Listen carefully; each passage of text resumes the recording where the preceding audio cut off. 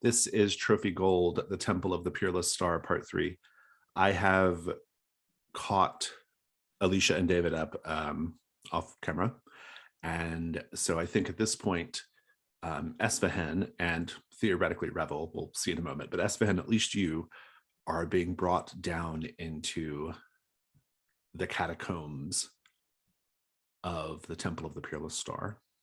You know it because they basically take you through the place where you were meant to be going originally, that sort of silver and gold metal door, right, that goes down some steps, or that leads to some steps going down. They take you down to this space, which is lit with a few torches, and they just throw you down to the ground. They take all your stuff. There is a large round metal grate in the center of this room that they take you to. They open that grate and toss all your stuff down in there, and then they slam that grate down. Interestingly, it's not locked. It doesn't even look like there's a place for there to be a lock. And you also see Nevin and Osto just waking up from an apparent drug-induced unconsciousness. They were apparently also tossed down here unceremoniously. You can overhear the priests saying, do you think it's safe to leave them down here? And another one says, don't worry, they're not going to escape alive if they try. And they just go back up the stairs, lock that metal gate at the top of the stairs up, and presumably set a guard there too. And the three of you, and oh, there's Revel. We'll get Revel in.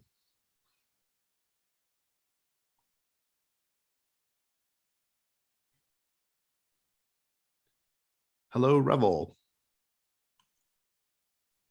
Can you hear us, Jacob? I can hear you. Can you hear me? I can hear you. We had just kind of started, so let me. I'll just say again what's going on, just so you're caught up. So, thank you very much. Basically, you and Esfahan were taken down into the catacombs. They arrested you. The priests arrested you, dragged you through the temple, took you down to the catacombs. This large central chamber where they just sort of unceremoniously dump you has a big circular metal grate in the floor. That grate opens up, and they do so and toss all of your gear down there. And then they slam the grate shut. They do not lock the grate. In fact, there's nowhere to even put a lock on the grate. And then you also see Nevin and Osto, also with all their equipment removed, coming out of a drug-induced stupor. The priests, they seem to be in a hurry because it's a busy night in the temple. And so they're just chucking you down here. And they've made it very clear, you can, through their chatter that you hear them saying to each other, that it's okay to put you all down here because you're not going to escape alive even if you try. And so they go back up. They lock the metal gate that leads to the stairs that come down here and set a guard. And so now the four of you are here. The physicality of this space that you're in is really important. So I want to go over it carefully and make sure you pay attention. So you are currently in a large round chamber with 3 passageways jutting off of it. There is a massive metal grate that dominates the floor of the room. And below that grate, there is just like a space, maybe 10, 15 feet down, just filled with detritus and also all of your equipment.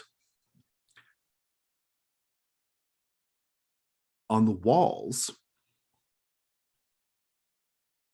of this central chamber are small grates that are also not locked, and they swing in both directions, in and out.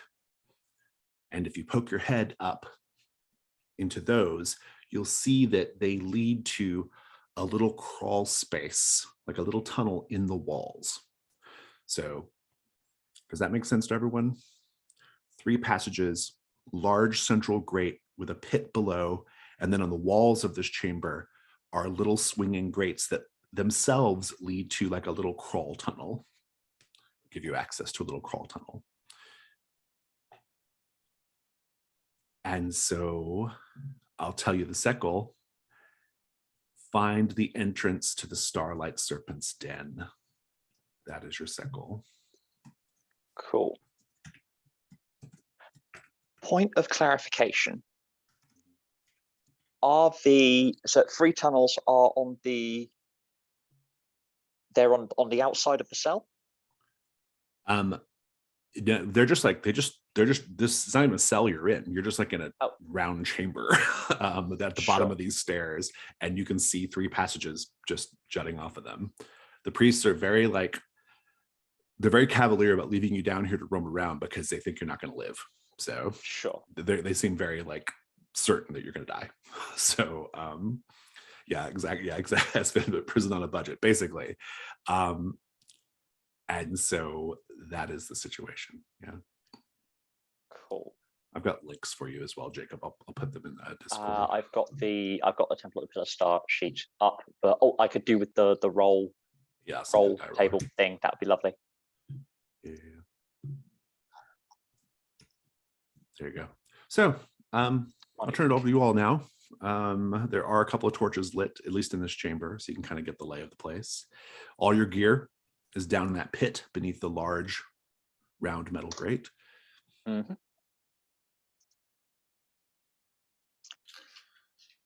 Osto is coming out of a drugged slumber, right? Yeah, both of you and Nevin both. Yeah, I think he's laying there on the ground, and he's got his hands kind of up, almost as if he normally would be clutching something.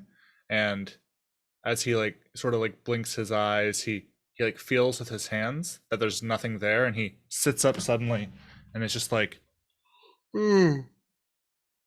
Nevin, where's my hammer? Did you borrow it again?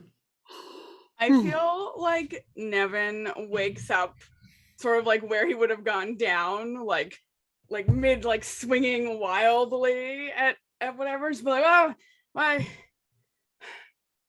Did we get him? Get who? They got you and us. Nice to join us. Oh no. If you're looking for your hammer, where's your hammer? Yeah. You have a hammer, right? No, you have something else. What? That's his gauntlets. Yeah. They've everything. I'm searching for my money that I had stashed earlier. I think they just took all your stuff and chucked it down into the pit. It takes everything. Yeah, I think Osto, after you've pointed that down the grate, will go over and look and sort of wave a hand at the stench and then shrug and then immediately just go to lift the grate to get down there. I'm gonna can I clap a hand down on Osto and be Osto, no. Don't you remember the last time? Big hole, bad trap. You're right. Nevin, you open it. On which note, I'd like to have a look at the.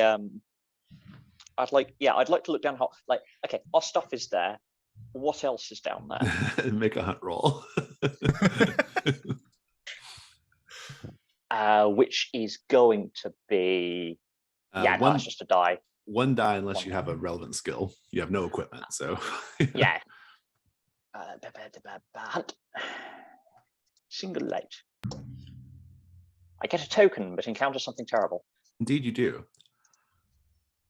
You see all your stuff down in the pit. You also see quite a large number of bones piled up in the pit. Human bones and animal bones. You also see what looks to be some very old, faded, so old it's crumbling basically, but large shed snakeskin down in the pit as well. Well, that's not good. Hold on, I've got this. And I'm going to heroically rip off my shirt and toss it down into the pit and then watch anxiously to see what happens. Nothing happens. No roll, nothing happens. It just flutters down to the bottom. Oh,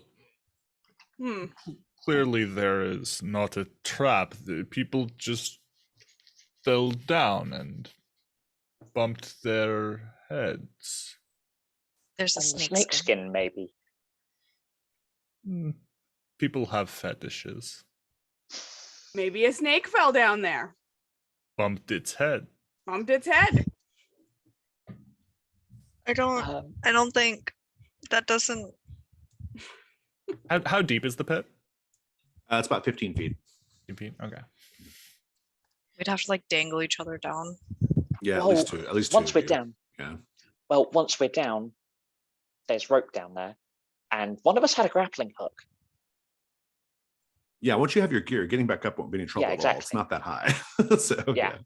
I have a question, which we didn't discuss in the first game. I have a goat in my equipment. Oh, we have the goat food. Do you have the goat as well? Food. It says food for a goat and a goat. Okay. So I didn't say that I like brought it. We never addressed it. It was kind of weird. I assume my goat is not down there. No, I don't think the goat's down there. I don't think the goat came on the dungeon Yeah. crawl. The surreptitious invasion of a temple. I don't think the goat is there. Schrodinger's goat. Cool. We could just go get our stuff. I mean, Hey, one Best second. move. Something just like popped on my window and it's freaking me out. Sounded like a gunshot. Give me like 1 second. Sorry. Hold on. Of course. Yeah. I'm also going to take this moment because I'm boiling in this sweater. So.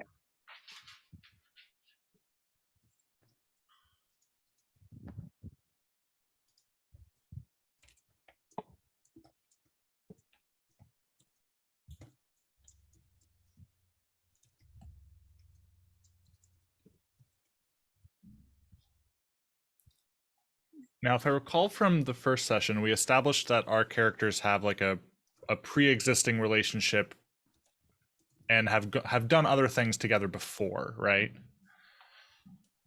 Yeah, we didn't really like get into too much detail Yeah. about like what your connection to each other is. Well, I was just noticing that Esfahan, you have a ward ritual, and potentially we could send one of us down there, and you could ward them. If you were willing, that might help. I don't know. so the problem with me being willing is I am at 5 ruin.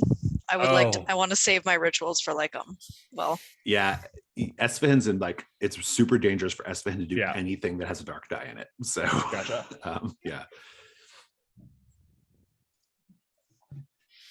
Well, In which case, so I mean, it could be as simple as like lifting up the grate and just like finagling your way down and passing up your stuff as quickly as you're able, and hopefully nothing shows up in the pit.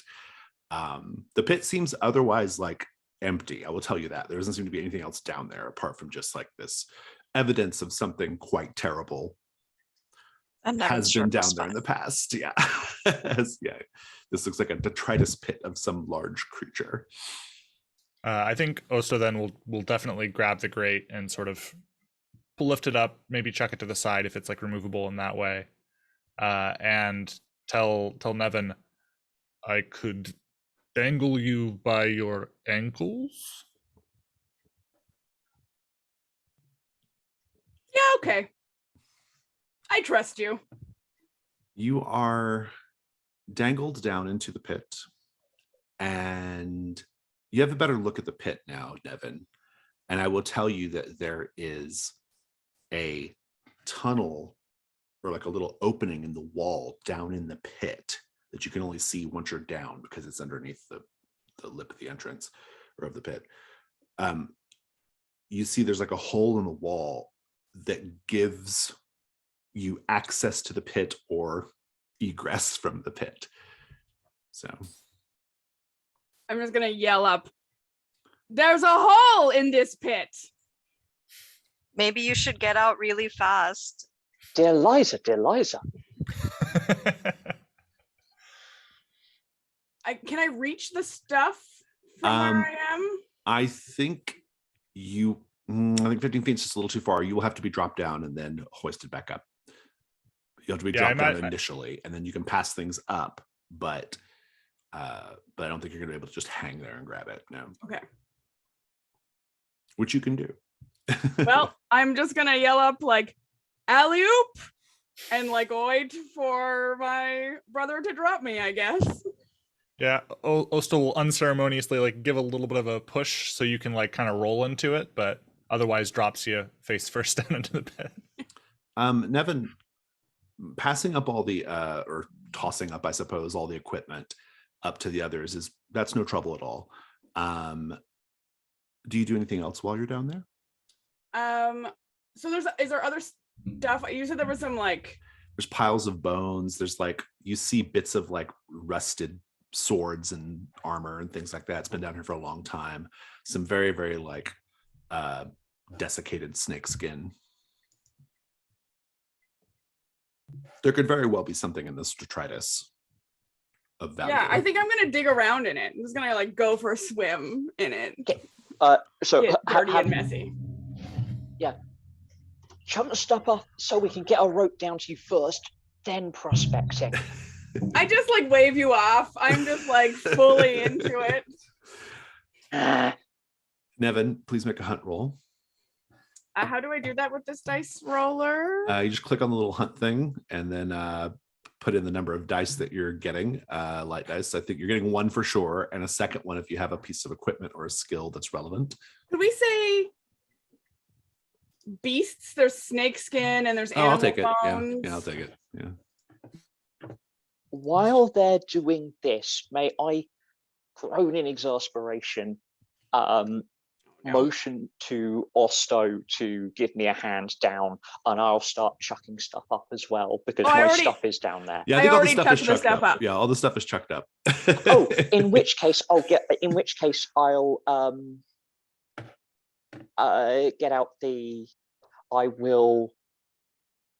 out some rope from my backpack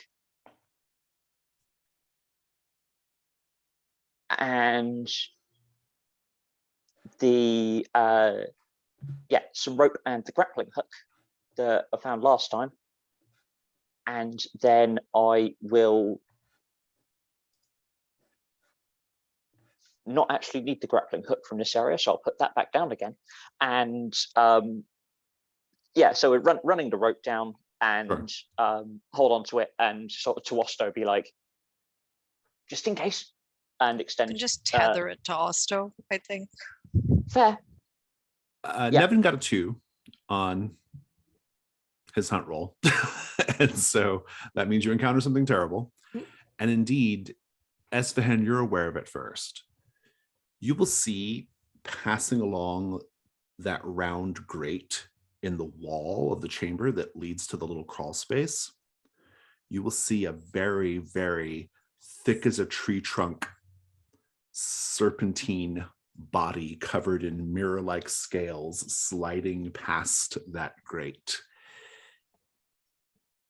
Nevin, you will be aware of something sliding down, coming through that hole down in the pit.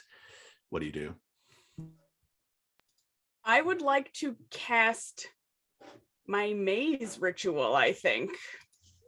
Oh, very interesting. And so let's take a look at your rituals. The surrounding environment warps into a labyrinth with you at the center. Okay, very good. So you're basically trying to like just trick the creature so it can't find you. Yeah, I like that. That's great. Risk roll. David, Kavya, Jacob, what could go wrong?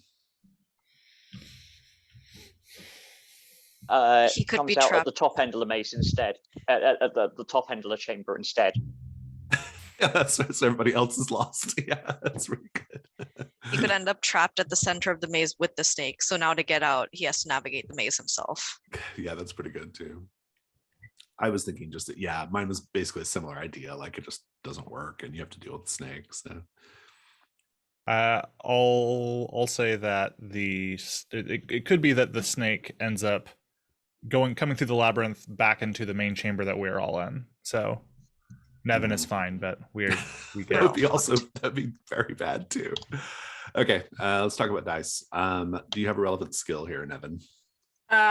Trails. I'll take it. And beasts, I think, probably also is useful. You've got 1 light dice so far. Devil's Bargains, something that will happen no matter what. Who has an offer? No matter what. Sorry. No, you can go ahead. That's it. It has our scent now. Oh God. No matter what, the rope will be somewhere else. Maybe you had a hold of it before, but now it's just elsewhere and you have to go find it.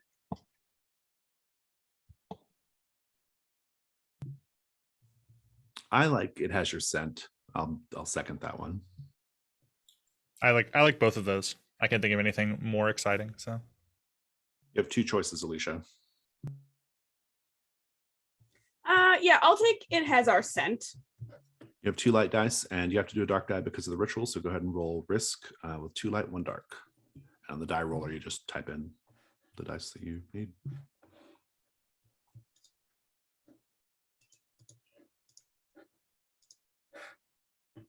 Okay, you got a 4. So you succeed, but there is a complication. I think the complication is that you're going to leave something behind of your gear into the pit. I'll decide what it is. If you don't want to do that, you can add a dark die and try again.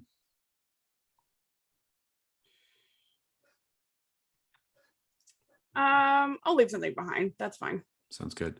Go ahead and describe, what does the ritual look like and how do you escape successfully?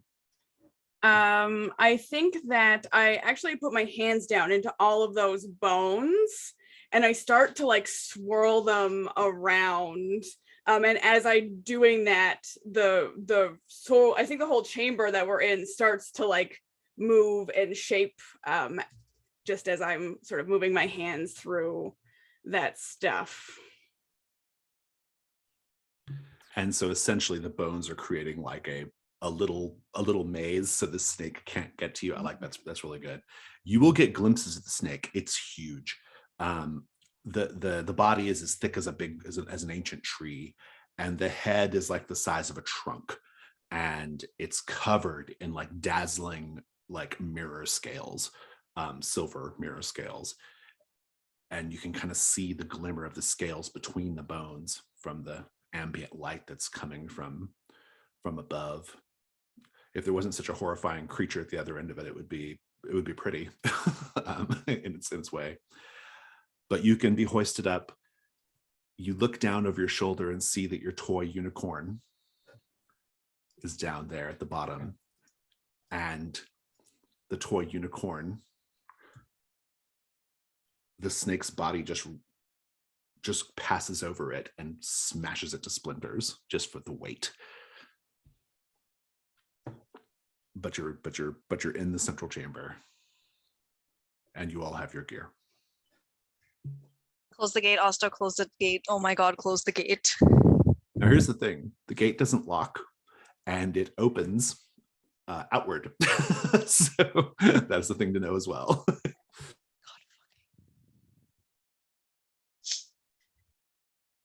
Okay, we can't take the grates in the walls.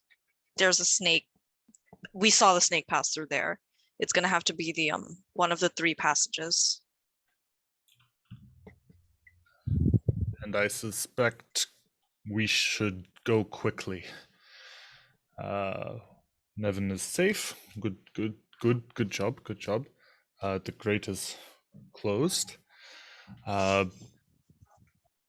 Middle passages are always best. On that basis, I'm going left. Oh my God. Which passage is everyone going down? Middle, left, or right? You can split up, of course. If Revel just like starts going left, I think Osto will just shrug and then just follow Revel. but like sort of like muttering like center passage is safest.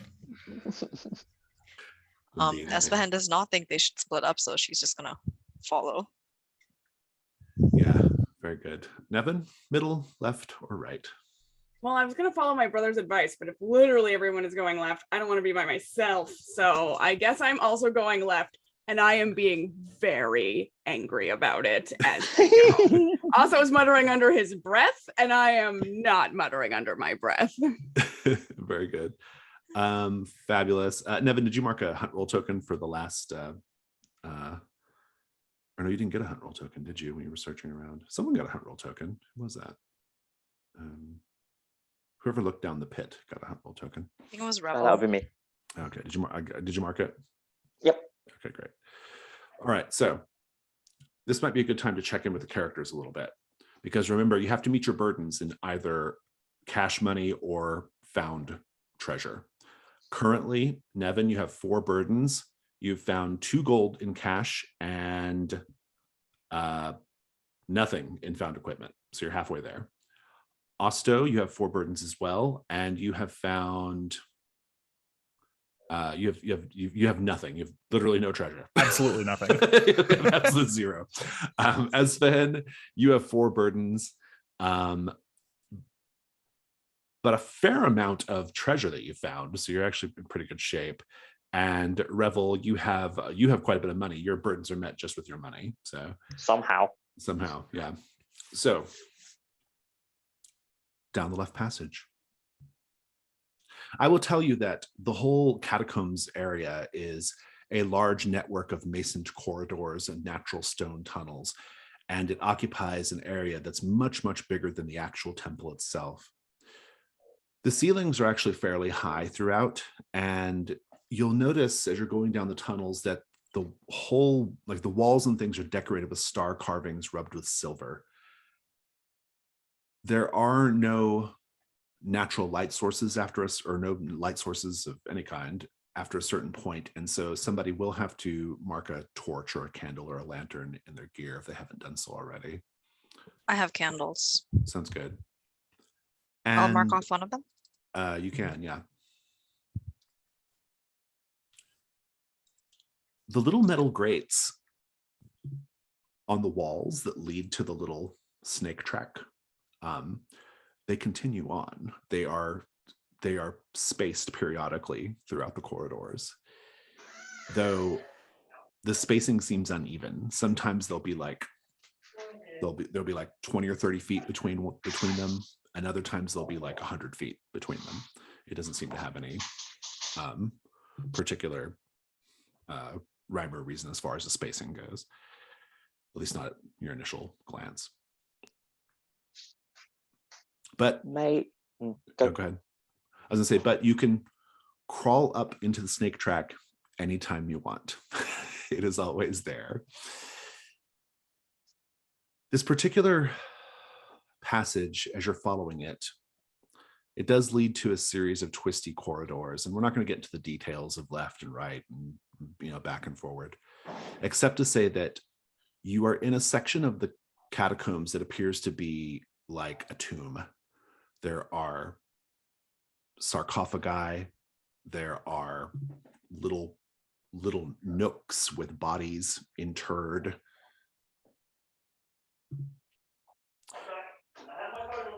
Yeah, go ahead. Before we get to that area with the sarcophagi, I would like to take, or just to clarify with the little snake, the little grids that lead to the snake track. The grates are small, but if we lift them off, we could still fit into the snake track, crawl into it. Yeah, so the grates are the like actual grates themselves are about 3 feet in diameter, and they swing freely in both directions. And so you can crawl in easily, and something can crawl out very easily as well. So cool. And but the snake that we saw was massive, ancient trunk sized. Yes, the corridor itself is pretty pretty decent sized. I mean, 3 feet diameter is pretty wide, right? Like the snake. Meter diameter. But that's Yeah. so that implies that the big mirror snake can't get it can track us through that snake track. It can also exit. It's the openings are big enough for the snake to come out, if that's what you're asking. Okay, so the openings are ancient tree trunk sized as well. Yeah, they're 3 feet in diameter, which is okay, cool. Okay, yeah. I thought ancient trees were bigger personally. Fine, cool. Well, maybe not ancient trees in England. Ancient trees in the United States. 3 feet is a lot. Ancient trees in America, exactly. Right? Yeah. Okay, cool. Sorry, let me get my colonial snootiness on. No questions. Moving on. To answer your question, the snake can come out. Yes, the snake can absolutely come out of the grate. But maybe not all the way. Who knows, right? It might, at its thickest point, it may not be able to, right? So, but the head can definitely come out. In any case, it's a good question. But you're in the crypts currently. There are small tombs, sarcophagi, little rooms stacked with bodies. There's a special rule in the crypts. This is all very abstract. We're not talking about like, specific, like, geographic space here. You can just search the crypts as you wish. If you take the time to examine the various tombs and sarcophagi, you can find jewels, coins, decorative objects, all kinds of treasure. But it all just depends on how much and how intently you want to search. And so essentially, you can spend a hunt roll token to find treasure equal to 1, 2, 3, 4, or 5 gold, your choice. Then you roll a dark die. If the dark die is less than or equal to the amount of gold that you got, you have an encounter. So that is the rule there. It's a good way to get treasure, but it's dangerous. And you control how much you want to push your luck as far as that goes. If we don't have any hunt tokens, can we do a hunt roll? Yeah, you certainly do a hunt roll. Yeah. Okay. I think Osto is recognizing the fact that he still has not made any money on this yet. And this room seems like a cash pot. So I think he would start going through and look for coins, gems, etc. Absolutely. Make a hunt roll. All right. And then the number of light die is adjusted by if you have any skills or relevant pieces of equipment. Well, certainly no. Or relevant skills or equipment. Not particularly. Let's just roll. Why did that not work? Try again. Do I have to add 1 at the very least? Is there like 1 by default? You get 1 by default, yeah. Okay. You encounter something terrible and you lose all your tokens. That's a 1. We'll come back to that in a moment. Esfahan, Revel, you have hunt tokens? I actually do want to spend a hunt token to get some gold. How much gold do you want to go for? 2. 2. 2 is a good, yeah. You add 2 gold to your cash pile and roll a dark die. Yep.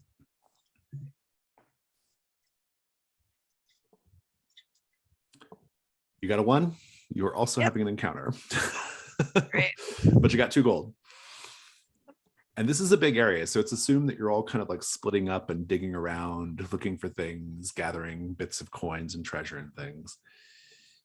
Nevin, are you going to scrounge around for gold, spend a token?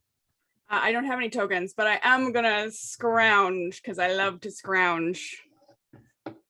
You can go ahead and make a hunt roll.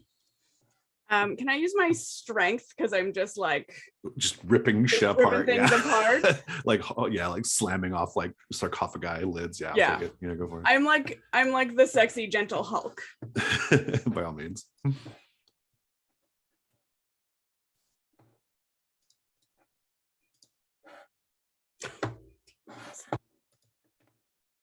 What'd you end up with?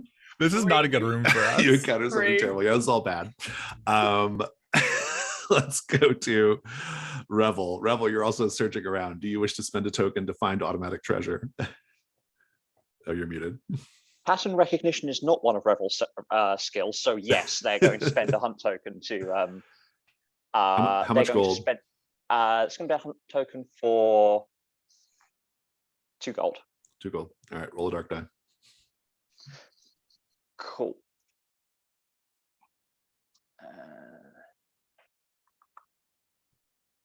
You can just do a risk dark 1. There we go.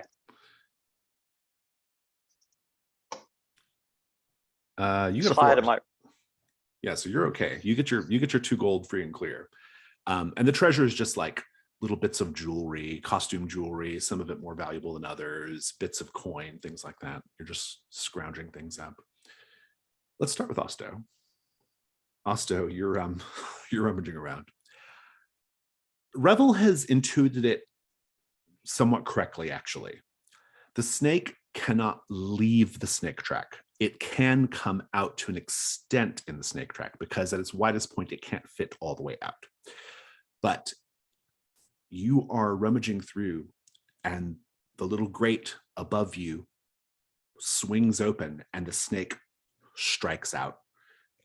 It just slithers about maybe, I don't know, it can come a fair way enough to reach you.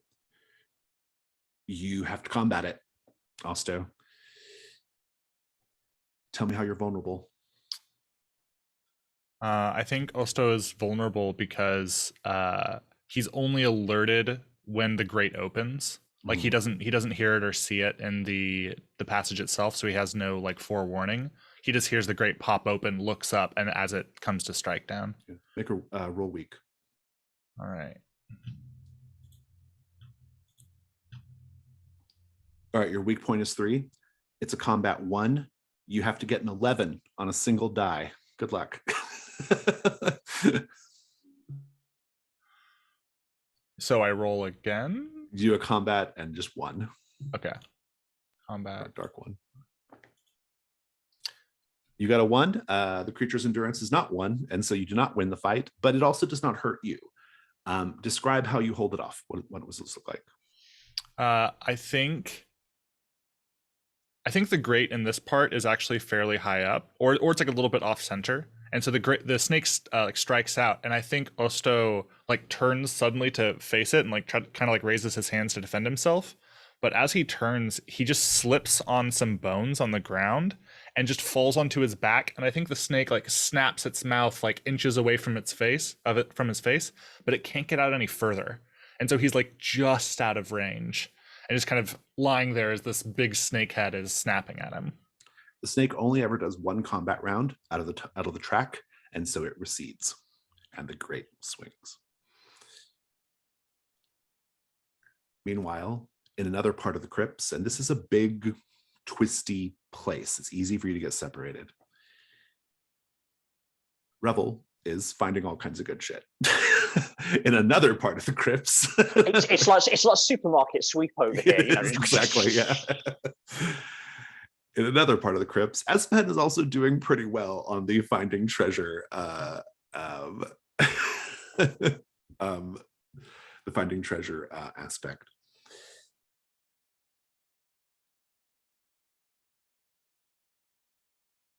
Espen, you don't hear the snake coming out of the snake track from where you're at. How are you vulnerable? Is that why you're vulnerable? Yeah, she's super absorbed in finding things because she does want to like pay off whoever sent her here. And well, yeah, completely by surprise. Roll weak.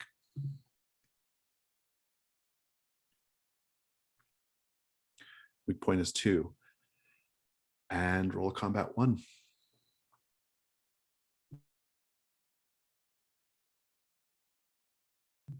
It looks like it was a 5.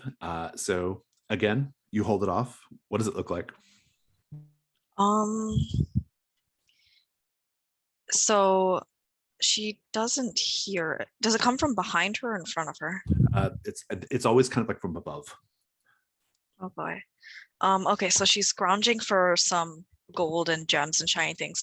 So she doesn't hear it, but she sees its reflection distorted in the things she's rummaging through. And she spins and tries to throw a throwing knife. Now it doesn't hit, but how do I put this? The easiest way would be for it to hit, but it doesn't. The snake is surprised enough to go back. I like it. Does it like bink it on the snoot? Yeah. It just Like a dog with a spins. rolled up leaf. Yeah. Nevin, you found yourself in a little sort of like cul-de-sac of stacked bodies interred in the walls. If you've ever played an Elder Scrolls game, it's like those crypts where they have the bodies like stuck in the side, you know. And something crawls up behind you. It is humanoid. It has thin, milk white skin, long, greasy strands of black hair, talons for hands, and a mouthful of razor sharp teeth, and very, very large eyes, like the kind like cat eyes that take in light, right? And it's whispering, Israknol ventilisban. Israknol ventilisban. And it leaps. How are you vulnerable?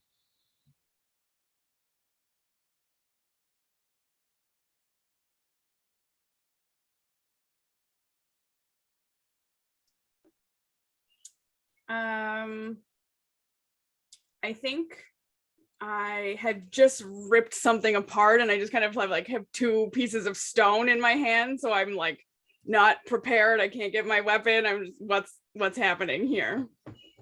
Roll your weak point.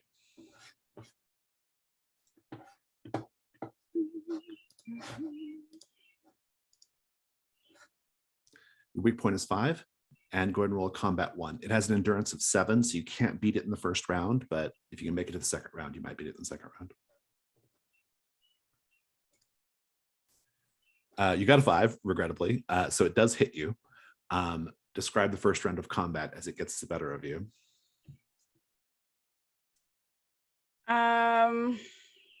Sorry, my brain's not functioning today. I think that I'm so like discombobulated, like trying to reach for my weapon, that I don't even think that I could probably use the rocks that are in my hand as a weapon. And so I drop them, and just in that like moment, I think that it like lunges at me and I realize the horrible mistake that I have made. Yeah, I think it sinks its claws into like the meaty part of your thigh and kind of takes a chunk out. Do a combat 2. You got to get 7. And your ruin goes up, by the way. So I'm rolling 2 dice for this one? Yeah, you do 2 dice now. You got a 4 and a 1. That is not enough to defeat it, but it doesn't hurt you either. Keep it going. How are you holding it off right now? I think that it's like a pure strength. I think I grabbed it as it like dug into me, and I'm holding it at a distance. Since I'm quite tall, I feel like my arms are very long, and so it's just kind of like scratching at me while I'm trying to get my axe sort of like unbuckled. Osto, you'll hear the commotion and you can react to it. Once you get there, Osto, if you want to join the fight, it's a weak, you roll weak point, you can. Say how you're vulnerable. Yeah, I think Osto will hear the commotion, head over to where Nevin is, have his hefty cudgel ready. Doesn't want, in case that snake comes out again, and sees that Nevin's dealing with this. And yeah, I will roll weak. 6. It's 6. And Osto, you go ahead and roll a combat 3 now. No, 4, because it's a third round for Nevin and you're at 1, so 4. 2, 3, 3, and 3. The 2 3s make a 6. That is not enough. Neither of you are hurt though, so it's just the 2 of you struggling with this ghoul-like creature. Osto, give us the fiction. Yeah, I think Osto just kind of like rushes it with his cudgel and swings at it, and like just kind of bashes it backwards, and it like, you know, skitters across the bones. It's screeching the whole time. Kazrak zul atol Espanol. Kazrak zul atol Espanol. Is this something that Osto would definitely understand? No, neither of you recognize this language at Excellent. all. Yeah. You want to go another round? Sure. I'm into it. Nevin, roll a combat 5.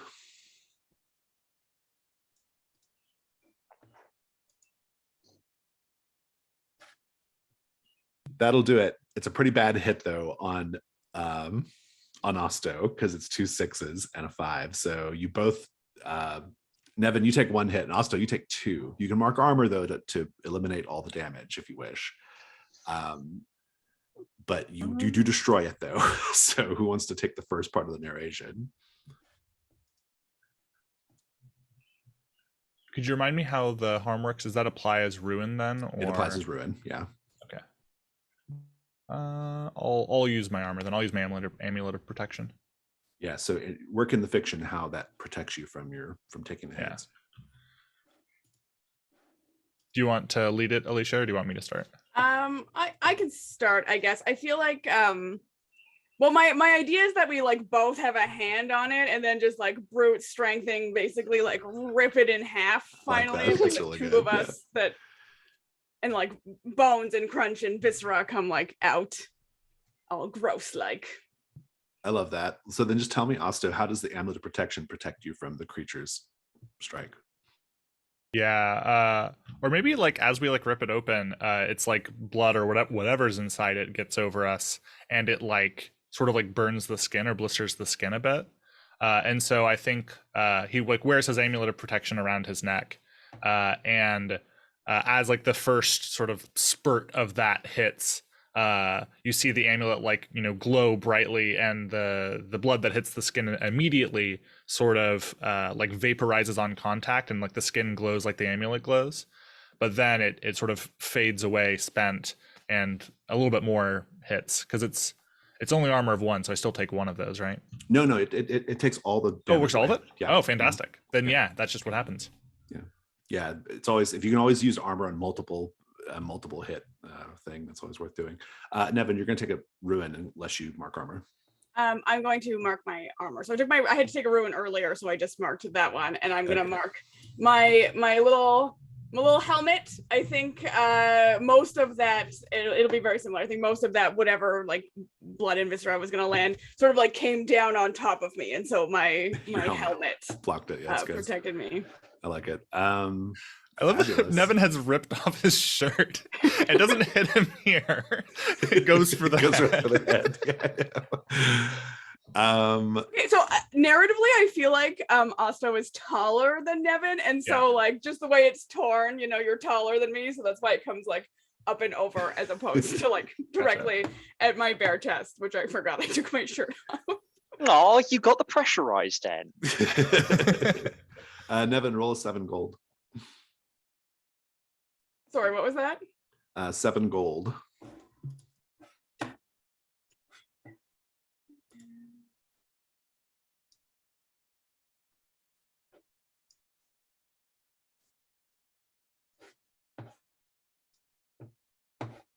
Okay, you got a 1, and so you get a treasure worth 1 gold from this creature. Whoever wants to name it can do so, or describe it. You can do that, and then whoever wants to keep it, just say who's keeping it.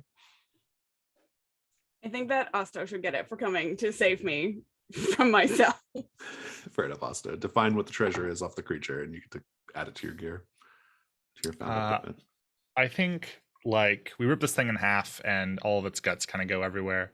And I think like buried in its stomach is like this eye-shaped jewel, like in it's probably like some kind of necklace or something, but like it's got a gold or other precious metal frame, and it's got this big gem in the middle.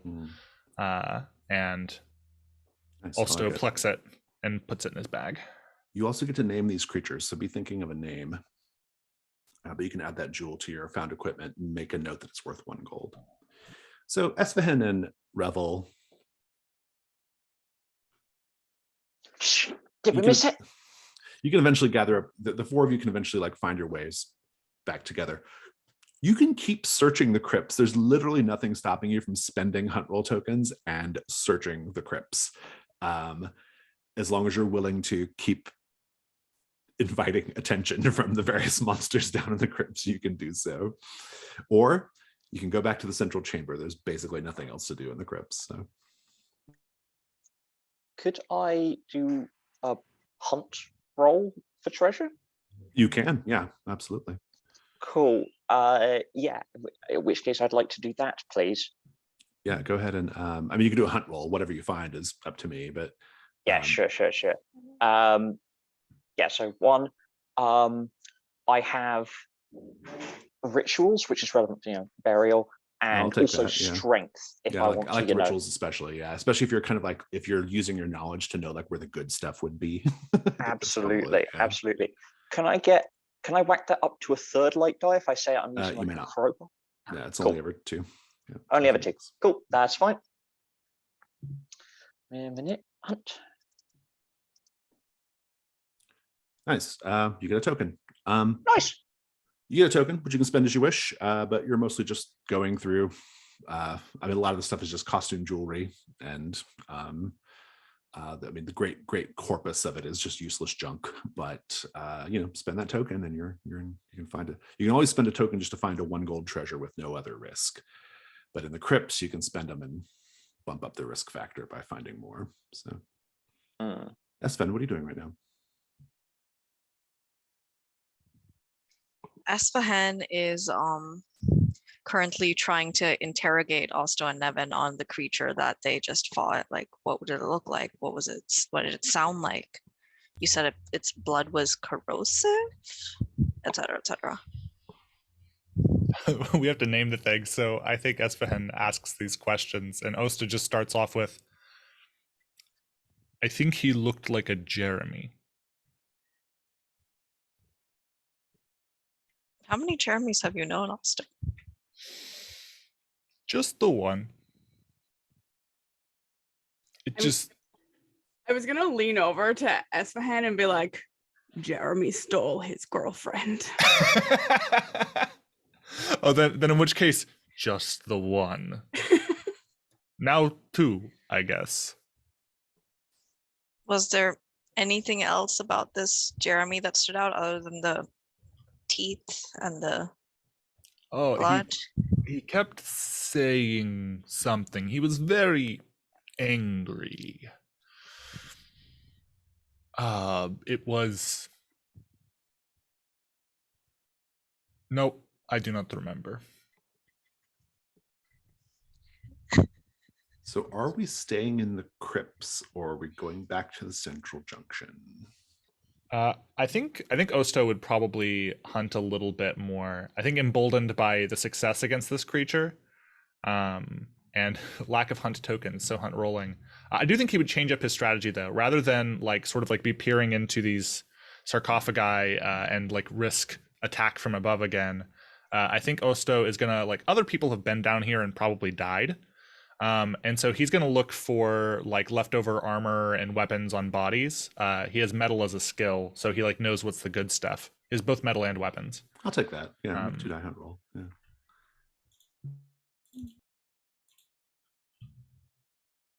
That's better. That's a 4, so token, but encounter something terrible. Indeed. I'm going to keep the encounter something terrible just sort of off-screen badness for now. Okay. You hear something echoing in the snake tunnel. Rukaz Rahmet Ilzna, Rukaz Karkosa, Rukaz Rahmet Ilzna, Rukaz Karkosa. Can we recognize that's what Jeremy said? It's the same language, but it's not the same words. Okay, well, in that case, I'm going to say that's what Jeremy said. Meanwhile, Esfahan, Revel, Nevin, what are you all doing? I'm ready to leave. Esfahan was ready to leave, but now that people are scrounging around more, she's like, oh, might as well scrounge around more, I guess. So she's going to go back to the sarcophagi and just try to find things. You're gonna in spend a the hunt. token? No, in a hunt sense. Hunt roll, sure. Make a hunt roll. Just could I vie for symbols helping me find something worthy? Yeah, it's a similar justification as Revel's rituals thing, right? Yeah, go for it. Yes. So hunt too.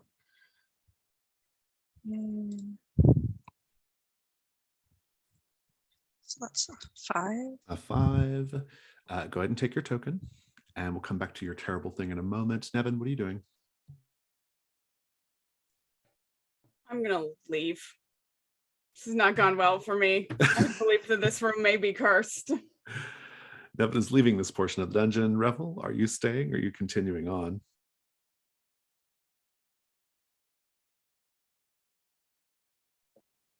I think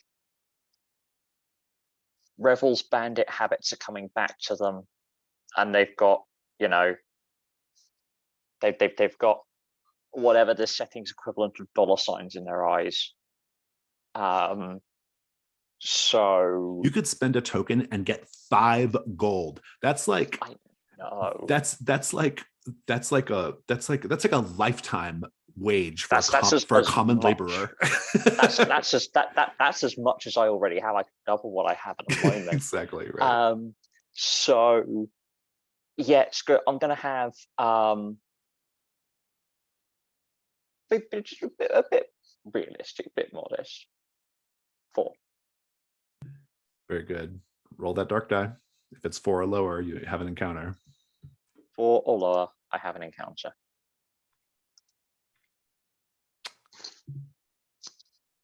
The fortune favors the bold. You got a 5. Very good. You got that money free and clear.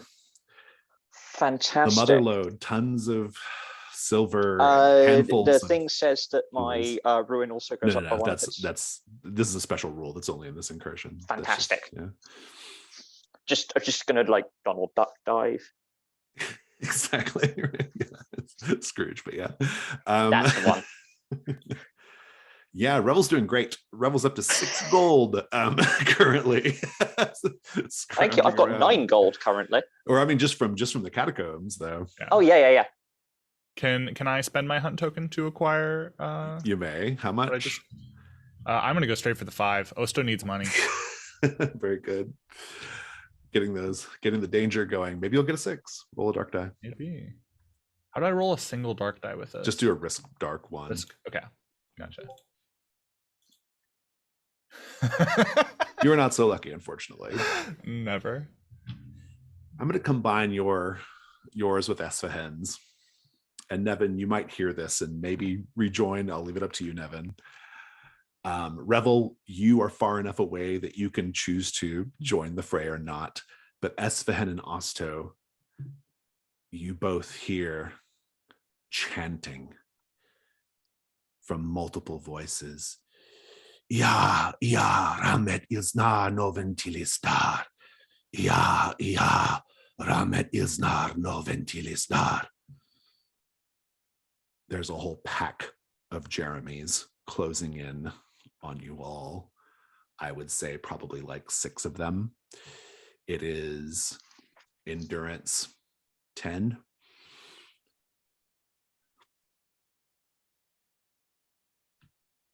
Esfahen, are you running or are you staying for the fight?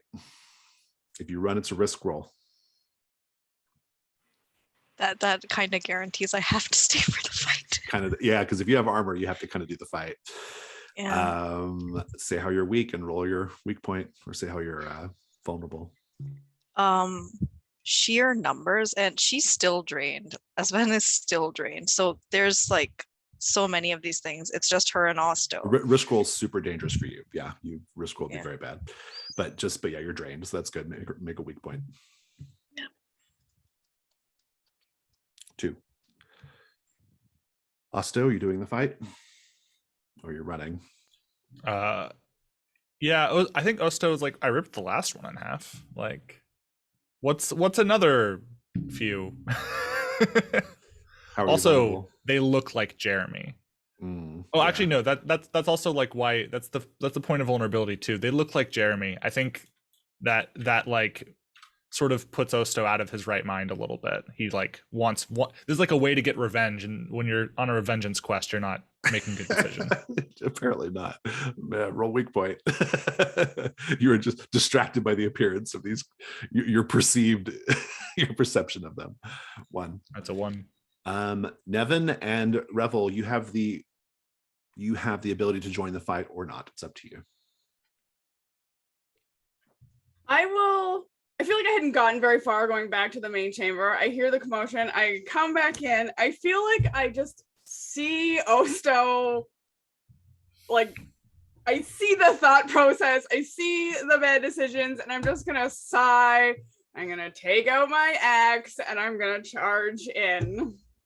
How are you vulnerable? I think that I am vulnerable because I'm sort of blinded by love for my brother. Oh, okay. That's good. Yeah. Roll weak point.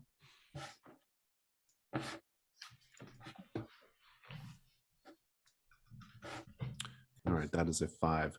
Revel, since you are at a distance, Revel, you could do a ritual to weaken the creature, lower their endurance, or you can rush in. It's up to you. I feel like I found my way up onto like a half level, and I'm going to come out of a nook clutching this incredibly unwieldy ritual, like bejeweled ritual ornament, which I'm going to, which kind of slightly deranged with how good this find is. I look down on the impending skirmish and shout something to the effect of, at last it's all worth it. The stars are in my favor. Witness your doom. And so I'm going to use doom. Doom. Very good. Okay, I love it.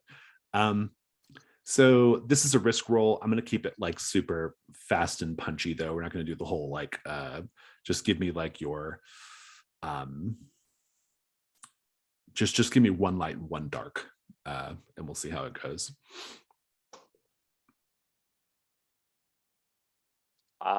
Is that, I can't remember how these work. You got a 2, so that's no. It means it doesn't work. And I'm just going to say that the doom does nothing. You can add a dark die, however, to try to do it again, to roll again. No, I'm just going to stand there pointing like an idiot. Very good. So the ritual's doing nothing. There's no doom happening at all. It just like I forgot to. I did the magical equivalent of forgetting to plug it in at the wall. Right. Yeah, exactly. So the endurance is 10. We have 3 of you here. Let's do this fight, and then we'll take a break. So combat 3. I think Osto, I'm going to give you the honors here. Go for it. Awesome. All right, combat 3. That's a 4, a 3, and a 2. Whoever has the 2 is going to take a hit. I assume you're going to mark armor, Esfahan. And it's not enough to defeat them. Please describe Esfahan. Start the fight off.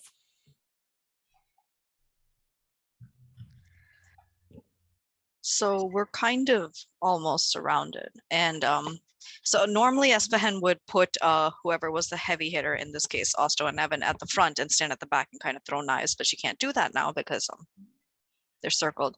So she tries to, as one of them comes at her, she, instead of throwing the knives, she tries to hold one off with them, kind of in a cross thing. It doesn't work. It pushes forward and it manages to get at her, except it hits the chainmail that she's wearing, and therefore she doesn't get whacked. Indeed. Osto, keep it going. Give us some fiction. I think Osto is just gonna like go in cudgel a blazing and just like start going for heads, but he often misses and just sort of like, you know, I think he knocks a few of them back, like, you know, strikes them in the shoulder, they, you know, stumble backwards or something. But he's just swinging, and I don't think he's being terribly successful yet, but he's hoping like one of these is gonna be a money hit. It's gonna land. And Nevin? I think that having defeated the first one through ripping, Nevin's idea, my idea, is to just grab one and start hitting the others with it. I love it. So we see you doing that.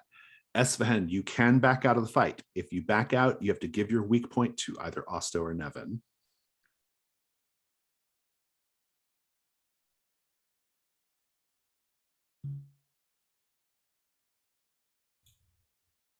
We're connected, you and I. Give me your weakness. I will become no, your strength. I was considering it, but also they're kind of surrounded. I don't think Esfahan thinks there's a way for her to get out. Like, yeah. You can stay with it. Are you in danger of dying if this goes poorly? I have one more piece of armor. Oh, you have one more piece of armor. Okay, very good. Combat 4. Esfahan, go ahead and roll it.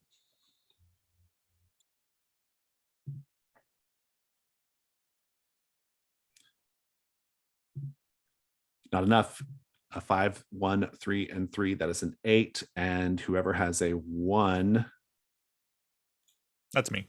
That's you. And take a hit. 5. Alicia has a 5. Nevin gets a hit too. Keep the fight going. Describe it. What's the ruin damage these folks are doing? Every hit is 1 ruin. 1 ruin. Okay. Yeah. Then I think Osto like swings on one of them, and I think he does connect, and like maybe like hits a face or something, and rips a jaw off, and it just starts gushing blood, and it like goes all over his hands, where he has his gauntlets, and so he's protected for now, but it starts to eat away at the metal. What were you about to say, Jacob? Or Rebel? I was going to say, can I join at this Absolutely. stage? Yeah, the next round. We'll get you in the next round. Fantastic. Esfahan, give us some more fiction. So now, happy that she hasn't been rended head to toe. Rent in twain. Thank you, Rent. Thank you. So she's gonna go on the offensive with her knives, and she's going to charge at one of them. She doesn't hit because she's made for ranged combat, not close up. And but it does stumble back a little bit for a brief moment, like, oh, I do not want to deal with this crazy. Indeed. Nevin, give us some more fiction. Yeah, so seeing that my bludgeoning Jeremy's with other Jeremy's attempt is kind of not that helpful, I feel like they're like getting closer to us, so I'm going to take out like my shield as like a sort of defensive maneuver, and I think that it gets broken in the process, and I'm going to mark that. All right. It is the next round. Anybody who wants to back out can do so by giving their weak point to another hunter. Revel, you can join the fight by saying how you're vulnerable and rolling weak point.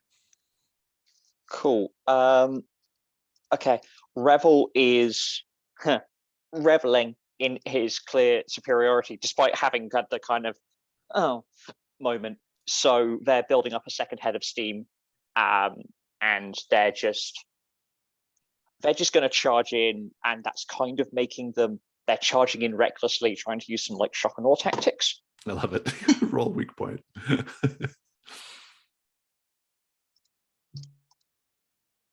1.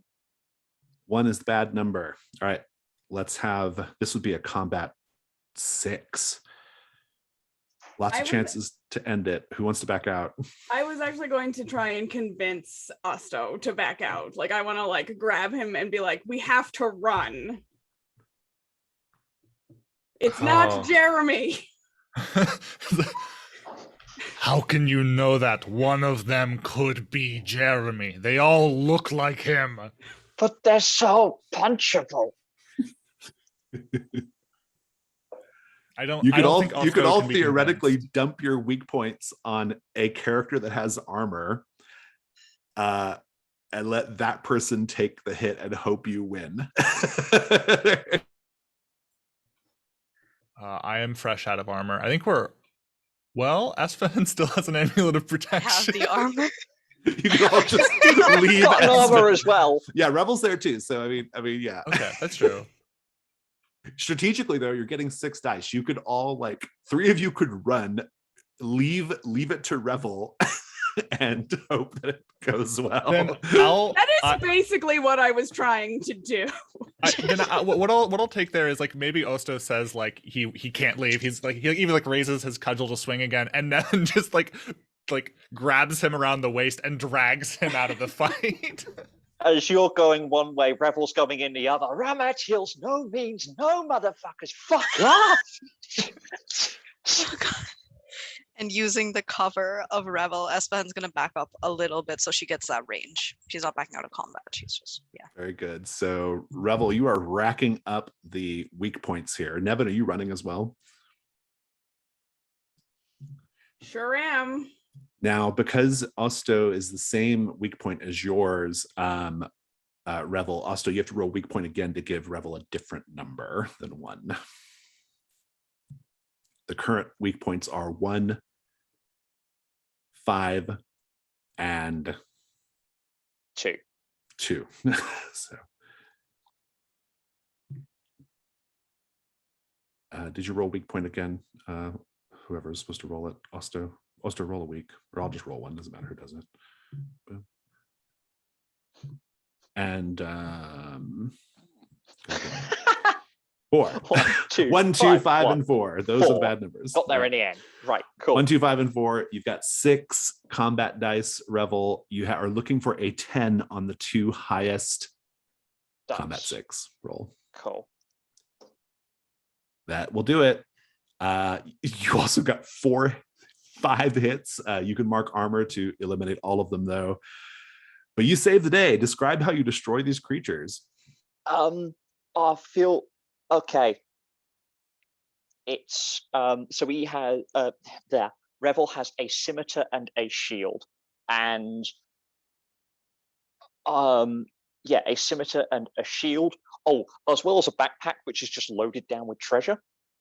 So they're going to come charging in, shield, scimitar, just hacking and slashing away. It's very much they're just moving too quickly for anyone to land a hit. Yet for anyone to land a hit, their shield ends up being gets splashed by one of the Jeremys as it goes down, and it starts like eating away, at which point they shrug it off and throw it at another one before slinging their backpack off and just going in with that. Instead, they just like end up cudgeling one over a sarcophagus and breaking its back. Another one on the backswing, and it's stuff like that. I think the final one, going to indulge in the final one, thinks it has Revel, who jumps off a sarcophagus, spins over to face it, and comes down, like falls down, but he's bringing this, like, I know it's like 30 kilos or something of assorted precious metals in this backpack, which comes down on the Jeremy's head, which then goes onto the sarcophagus. And had that not been the finishing move, it would be very bad, because Revel's now flat on the floor, like. Indeed. Oh, did we win? I love You it. did great. Revel, roll a gold 10.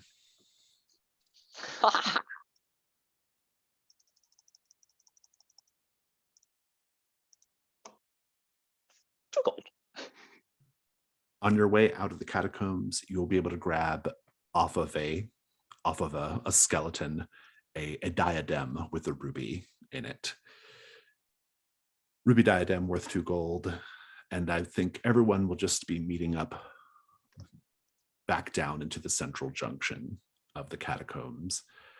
I did want to ask, did Revel or Esfahan recognize what these people were saying? Neither of you recognize the language. God damn it.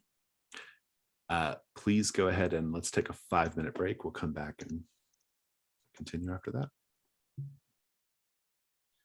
All right, a very exciting finish to the catacombs, or to the crypts, rather. Still in the catacombs. You make your way, stumbling, laden with treasure, back down that. You find your way back to that one passage which leads to the central chamber. At this point, you can leave the Temple of the Peerless Star with your treasures and go meet your burdens and store treasure away and be done. Or there's the central passage and there's the right passage. I have not met my burdens, so I am inclined to continue. And I'm going to very pointedly say, I'm pretty sure that Osto said that the middle tunnel was the best tunnel. For treasure, though, Osto might have been wrong. So, in any case, you're all back at the central junction. Looking between, like, Revel's good, honestly. Revel's set.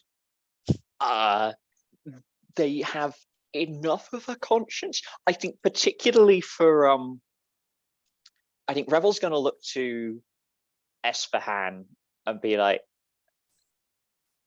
how are you doing? Because you've got a fair amount of gear, and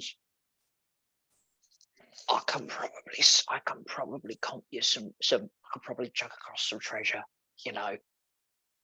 Like, I feel like you and Revel feels more of a bond. Like, doesn't care about Oster and Neville. Like, these idiots keep running face first into everything, frankly. But I will assert here, Revel, that you are particularly aware of the real treasure in this dungeon, being the egg of the Starlight Serpent. That's the real payday here. And it's not even about money with that egg. It's a very, very powerful artifact. Yeah. Just something to keep in mind. And the out-of-character set goal, if you spend 3 tokens, is to find the entrance to the Starlight Serpent's den. Another reminder. Can that spending be between, can we pool hunt tokens? You can absolutely pool them, yes. Okay.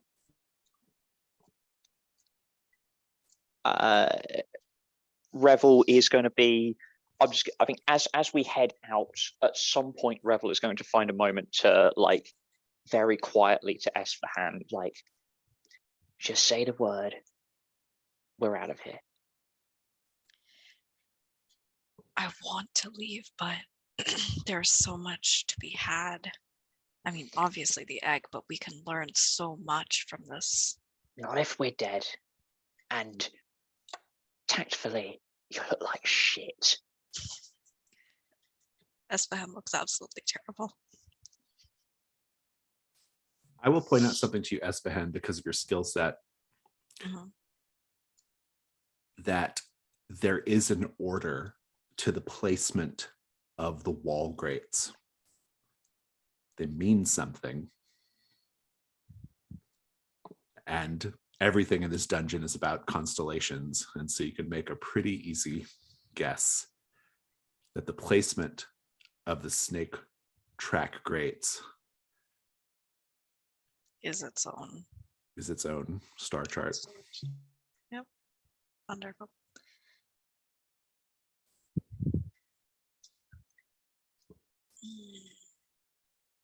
I mean, yes, but look at this. They have these grates forming a star chart, and there was the astrolabe upstairs, and God knows what else downstairs. Can we just leave? Fine. But until we get out of here alive, I told you so. So yeah. You always say that. Nevin, it sounds like you're continuing on. And it sounds like I'm fucked if we don't, right? Like, unless somebody gives you treasure. Yeah. I mean, Osto could split some of their treasure with you, of course. Osto, are you inclined to keep going? Do you have enough to do that, Osto? Yeah. That's the question. I've got 1 extra gold, and then I also have the jeweled eye pendant. Oh, the pendant, yeah. So I do have enough to meet your burdens if you want to bounce out of here. Well, then that was really the only thing that was driving me forward, because I don't give a shit about the stars. So. Yeah, I mean, like, Osto's like, I found a bunch of gold. I got enough for me and Nevin to eat for a while, and like... Yeah, like, narratively, I recognize that that's the more... That going and finding the Star Den is the more interesting bit. I also recognize that Rebel's like, I can bounce. I can, yeah, we can all bounce. I'm not willing to die for my own curiosity. Esfahan has too much curiosity. It's a problem. Oh yeah, also I did have a question on meta. So I realized that in the found equipment, I have stuff that's worth gold. Am I supposed to add that to my gold up top? Well, you can use it to meet your burdens at the end. Yeah. Like, okay, so the gold that's kept track at the top, that's just cash.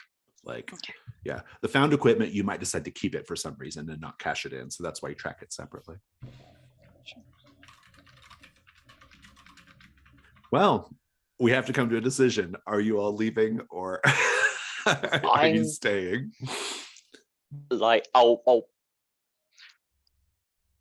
yeah, hand on Esfahan's shoulder. We can always come back. We know how to get in. With and without annoying the priests. Except the only reason why you were able to get access tonight is because they held the rare holy night and they're busy. Like, these are all problems for tomorrow. Us dying is a problem for forever. So now Esfahan looks super torn, and at this point, if you lead her out, she will leave, and she's just caught in that, oh, should I go, should I not go? So like, this is maybe not that helpful, because it still kind of all comes down to Esfahan, who's the one who wants to stay. But I think that I will say to Esfahan, we came here for things, and I have things, but you do not have all the things that you came here for. So Nevin will follow you if you want. Nevin is a team player. Uh-oh, we're getting 2 votes for staying, potentially. To be clear, I'm also happy to leave. It's more that, like, if someone feels strongly, I feel like Nevin is like, well, they have some unresolved business. I'm gonna be a good friend.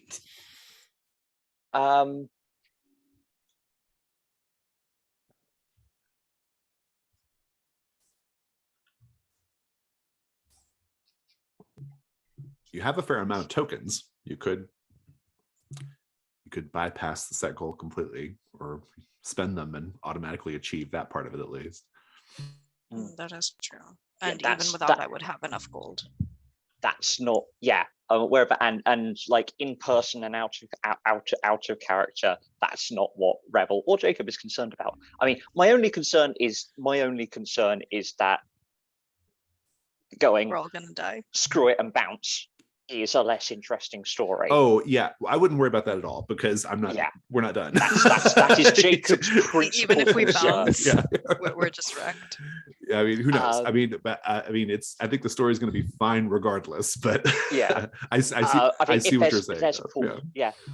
In that case, if there's that pause, Rebel's not unkindly going to be, come on. Let's have problems tomorrow. Let's have problems tomorrow. Coming back. We are coming back for sure. We're coming back. We're coming back. Absolutely. We have so many disguises. Okay, fine. We can leave, I guess, if we have to. There are stairs that go up to that metal gate in the basement. and then from the basement you can then leave, go up to the top side and leave the temple. You're going up the stairs. Presumably they locked that gate, so you'll have to deal with that. I do need to know presently the marching order on the stairs. Who's going first, who's going second, who's going third, and importantly, who's going last. Osto has the least ruin, and so I think he would just sort of push. I think he's like feeling the best, like narratively. He's mostly been protected this whole time, feeling great after that nap he had. So I think he'll like lead the way up the stairs, open the gate, however that needs to go. And So Osto's going up first. Yeah, I think Rev will go second because they're the one who's like emotionally leading the way, as it were. Van's all the way at the back because well, she really No. wants to stay. Estehan's not at the back. Estehan is fragile. Yes, but also she is very attached. Nevin, are hesitant you to leave. taking up the rear, as it were?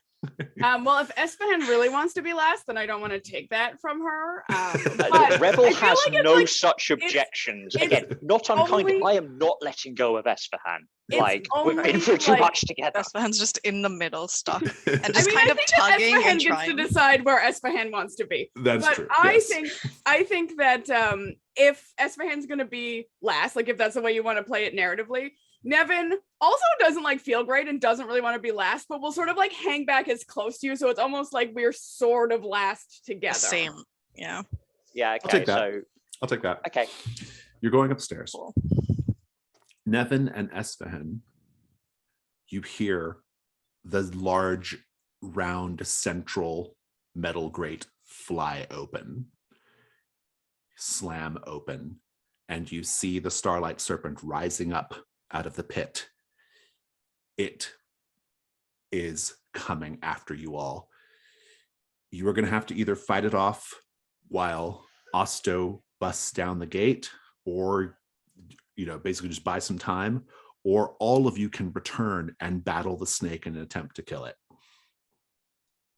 I have a suggestion. I have a skeleton key, which I can I toss love it. to Yep, that's good. Osto. That's good. You got to go one round with the snake, but otherwise you're good. So this is the scene. Osto, you have the skeleton key. You're all scrambling up the stairs. Nevin and Esfahan, the snake is basically coming up the stairs with you. You both have to describe how you're vulnerable and roll weak point, and then do a round of combat with it. I am vulnerable because I have no more armor from my encounter with the Jeremys. Also, no shirt. No shirt as well.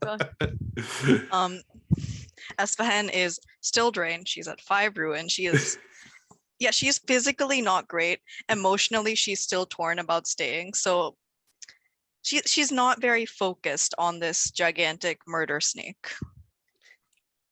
Each of you roll weak point, please. Looks like Nevin is a 6 and Esfahan is a 3.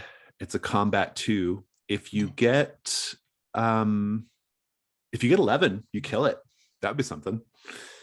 Who wants to do the combat roll? I'll do the combat roll. I am Go for the big beef. No 6s In and theory. 3s, unless the 6 is also accompanied by a 5. Combat 2.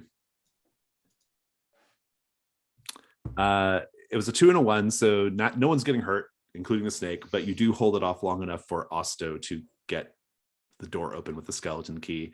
Nevin, give us a bit of the narration here, as the snake is basically just lashing at you from behind. Yeah, I think that hold on, let me see what's going on here. I think I talked to it, actually. I have this like beasts thing. I'm normally like in the woods with the animals, and I'm not saying that I can communicate with them, but I'm just gonna point at it and be like, no.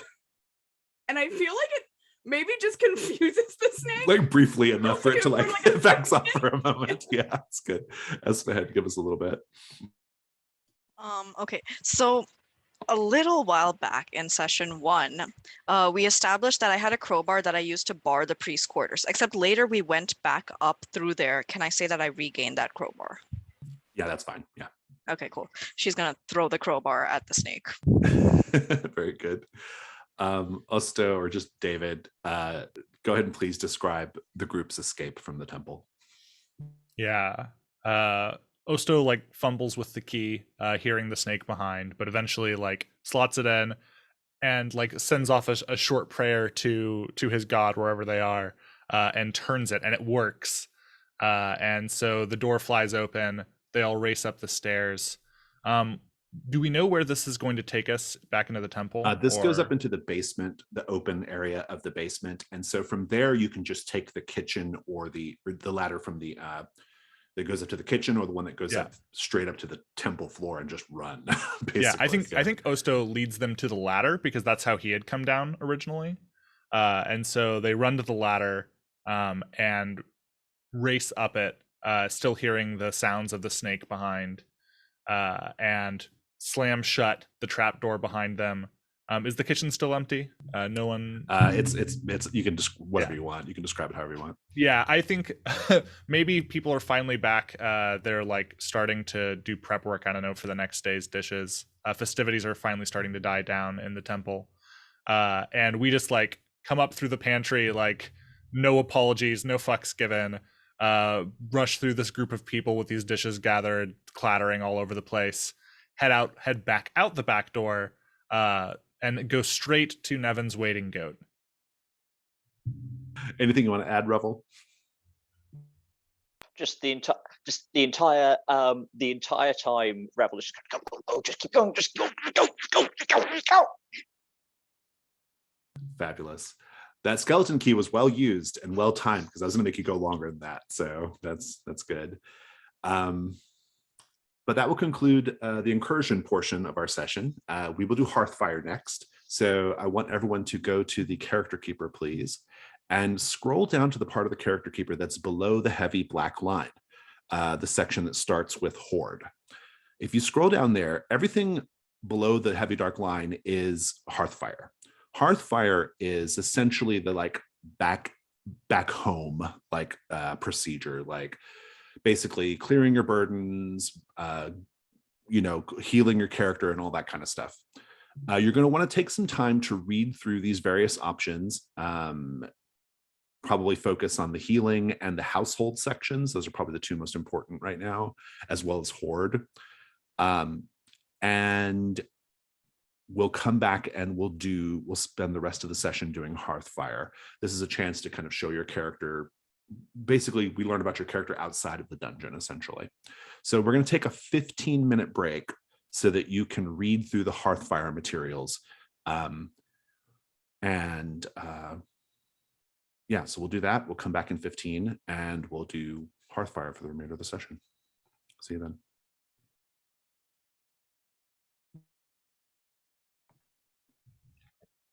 Okay, Hearthfire.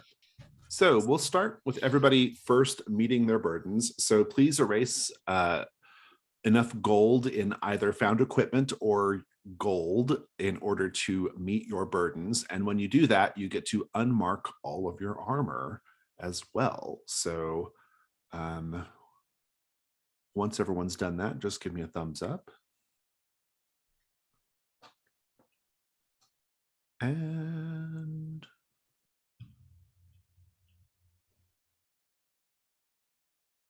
all right. And now we'll just go around the table and find out what everybody wants to do for Hearthfire. Nevin, it doesn't look like you have a lot of extra money here.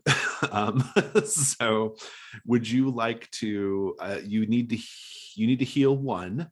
You get a free heal if you go do one of the prompts from the healing section. That is my plan. All right. Which one do you want to mark and do? I'm going to do narrate a scene showing a private side of you few others see. I love it. Take it away.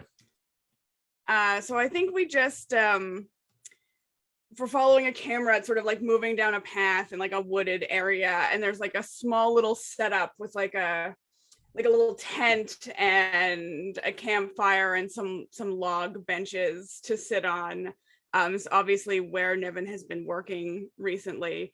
And I think that it's a little bit of a Disney princess moment. There's like a lot of sort of like animals around, and Nevin is like sharing food from his pocket with them and like reaches over to pet a deer. And it's just like a really quiet, soft moment for him. I love it. Go ahead and lower your ruin to the starting level.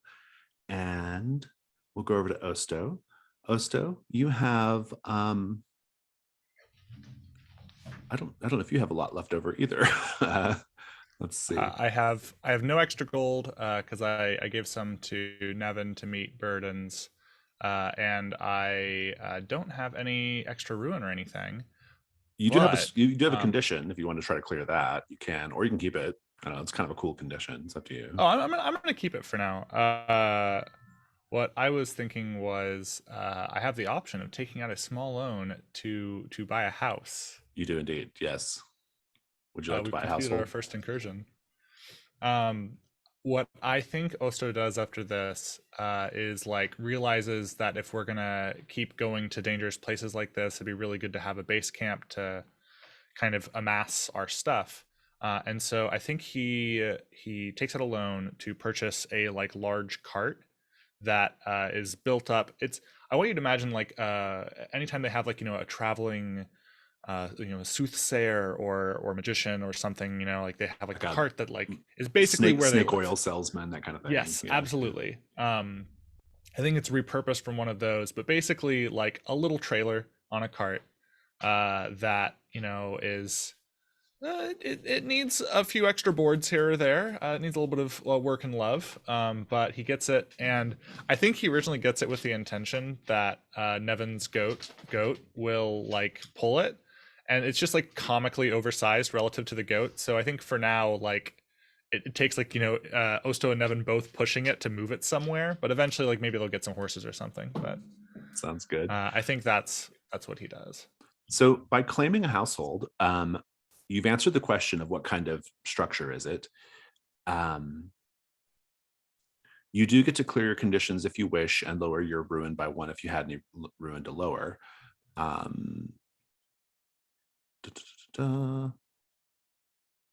And everybody else gets to say right now which memento from your journeys together can be found in the cart.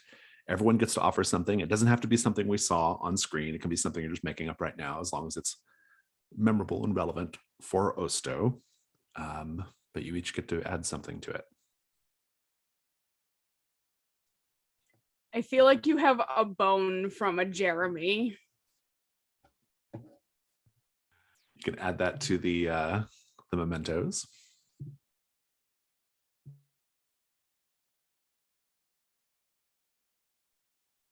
I think I've given you a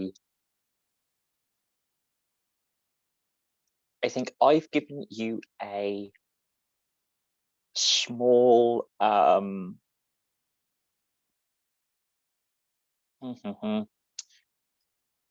yes, I think I've given you a small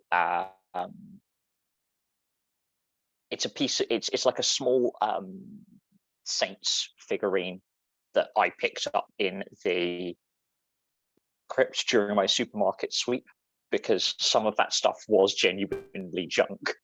And this is one that wasn't going to sell particularly well, but I'll offload it onto you. Yeah. Sentimental value. Sentimental crypt junk. I love it. I'm going to say that you can add some of those like little constellation floor tiles.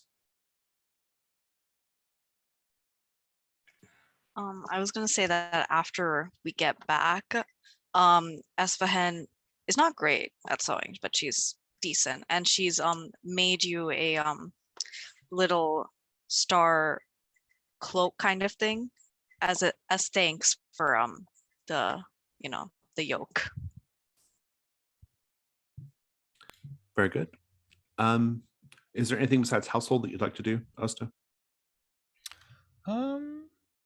I think getting all the little things to make the house a home, that's the important stuff. I think everything else requires gold, which Osto has in short supply right now. Indeed. Well, that's not true. You can get a new ritual or a skill with burdens if you want to increase your burdens, but that's true. It's fair if you want to I think yeah. I will add one to my burdens because the household of the house, yeah. Nevin, same thing for you. You can establish a household or get new rituals and skills if you're willing to increase your burdens. I'm going to keep them here for now until I have some more money tucked away. Very good. Okay, Espehan. You have, what would you like to do? So Espehan was also going to establish a household. So when I raise my burdens now to 5, do I also reduce my gold now? No. You pay it and then you do all this stuff. So this is for like your next incursion, basically. Okay, cool. Yeah. So it's a small cottage near the edge of town. So she can actually see the stars, and has a small balcony that she eventually sets up to with a little telescope and maybe a little astrolabe up to the side, and just she can spend some time there just casually stargazing. The inside, so I wrote it down as if it had already existed, so this is going to be a future development, but on the inside, whenever she can, she kind of paints the walls and ceiling to her favorite night sky orientations, and there are piles of books everywhere, not a single bookshelf, and it'll look like an absolute mess, but she knows exactly where everything is. It's like the professor's office. All my law professors, like, you all have access to so many bookcases if you wish, but you choose to just pile them all up like all over the floors. Okay, great. I love it. So we each get to add something. Okay, so for having the household, increase your burdens. You also get to reduce your ruin by 1 and clear your condition as well. Everybody else gets to add something to the little household. I'm going to say that you drew the Death Realm constellation and framed it.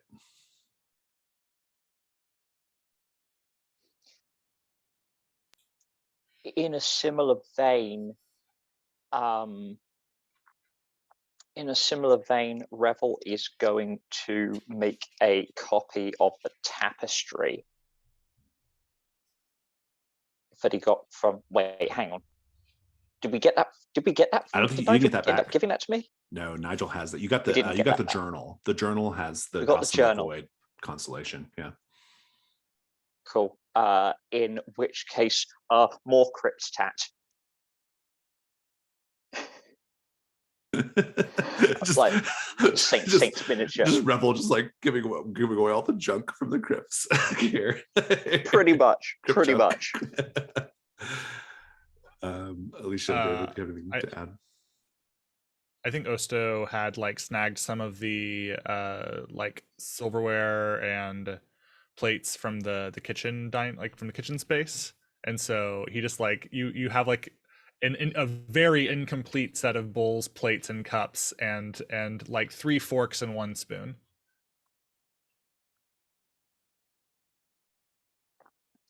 Also not helping the presentation is the fact that they had like church like monograms on them, so you've had to kind of part melt and reform the cutlery in order to scrape off the serial numbers so no one knows they're from the temple. Mine was also going to be a sort of art piece, but since we already did that,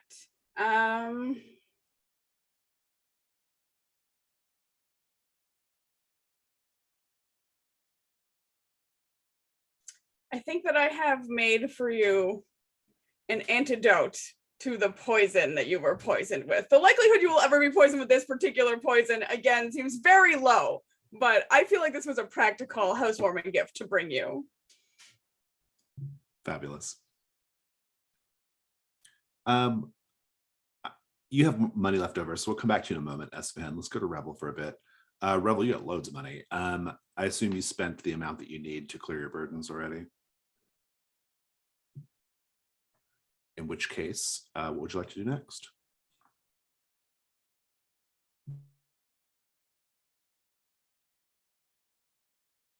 I'll give you a moment.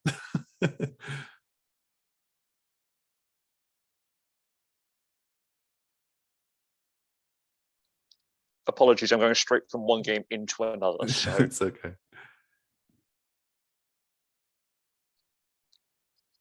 right, yeah, clear my burdens. There's also an option. I'll be getting a household as well, which we'll get to in a second. In a moment. That said, we can spend 1 gold to open up crossed out slots on the backpack. You can indeed, yes. And so what's that? Does that mean that because we have the free? Oh, right, yeah, sure. Yeah, so basically you move your holy water and your rope down to found equipment, and then you have those spots open up again. Cool, fantastic. It's 2 gold though to do that. So 2 gold to do that. Yeah. Okay, cool. If you do both, yeah. Let's do. I mean, I don't think I get the. I don't think I get that back anyway because I'd used the holy water. Oh, okay. Oh, okay. Well then, yeah. So that's you can still keep your rope though. Do I have to spend to? Do I have to spend something to restock on the grease? Yeah, if you want the grease again, you can spend a gold just to get another restock of grease. That's perfectly fine. And since you already used the holy water, you only have to spend 1 gold to open up that 1 backpack slot. So you're good there. In which case, yes. So that's opening up the backpack slot and then restoring the grease, which has like 5 uses or something. Whenever you go to equipment, you have to name the shopkeeper, and eventually we have to name the shopkeeper's secret. We don't have to do it right now unless you have an idea, but give them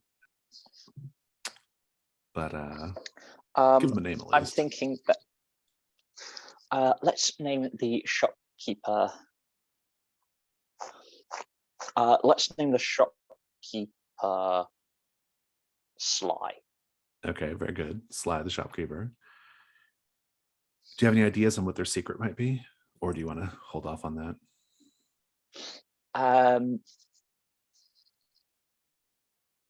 Pass that off. Something dodgy, which is there's some kind of dodgy dealing. Because Revel would never be caught dead in a entirely legitimate establishment. Fair enough. Good. Let's go back to Nevin. Sounds like you were done. Osto, anything else you want to do?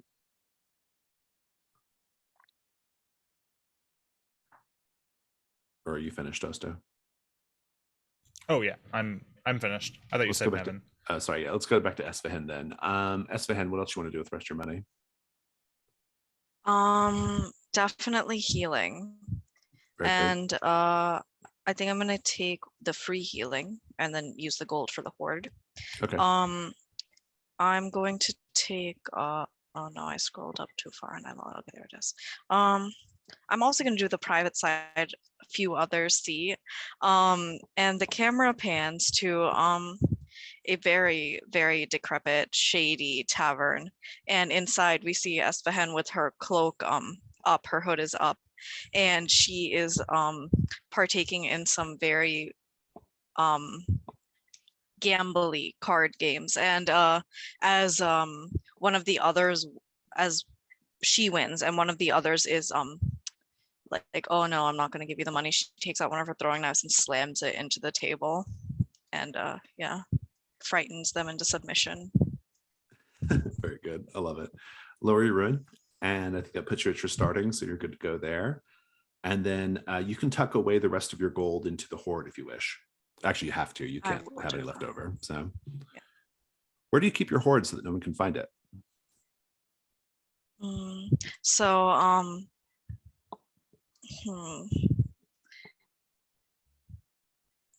there actually, can we come back to this in a sure, yeah, you can come back to it. Revel, what do you want to do with the rest of your money? You hoarding?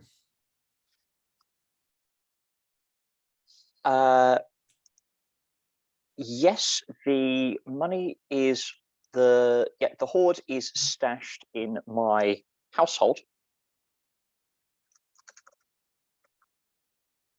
which is the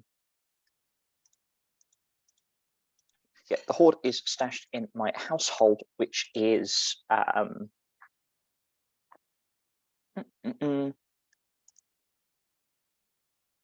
sorry, let me start that again. My household is a small ruined pilgrim's lodge, which is off the beaten trail just outside town. And I'd like to kind of place that these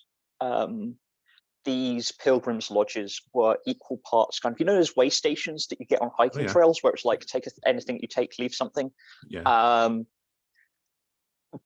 they would have hermits type people who would maintain them / protect them from bandits or however.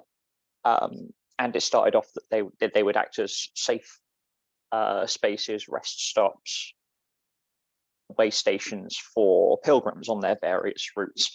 Many of them have, you know, centralized and interconnected. So it's like there'll be like the occasional hospitaller order manning outposts in more dangerous areas, or some of them will be turned into outright like taverns. But you can still find like legit ones. This one was abandoned and decrepit. I've taken out loans to restore it. And yes, so it's off the beaten trail, and it's one of these small kind of independent ones, remains true to its roots, maintained by the simple piety and generosity of strangers united in faith. Also petty crime. Indeed. Because this is a place where it's good for me to find rumors, maybe filch, pickpocket every so often, that kind of thing. I like it. I think it's really good. Let's all do mementos while we're here. Yes. I'm going to say that you have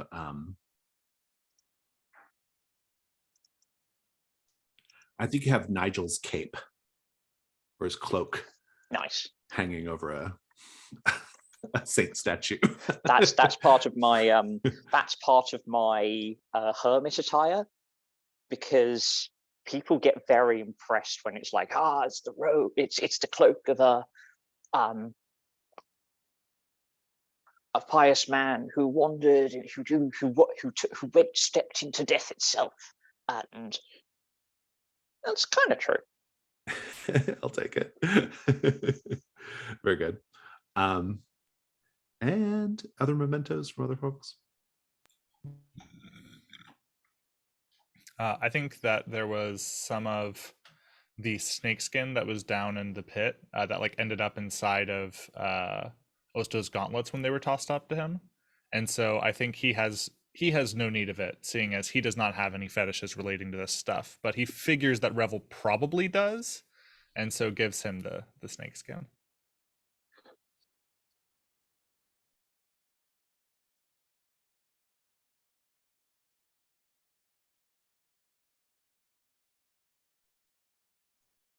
As a counterpart to the drawing that she has made herself of the Death Realm's astrolabe configuration, she's given Revel a drawing of the Gossamer Void's astrolabe configuration, because I assume she held on to that journal.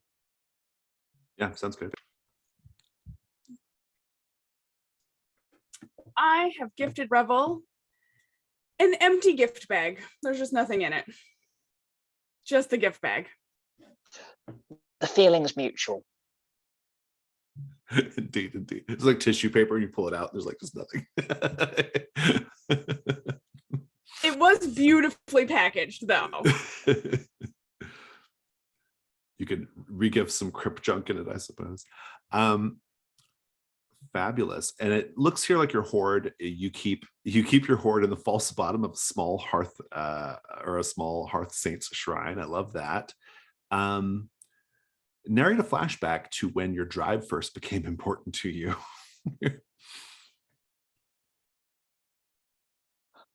For me, I think let's flash back to a point where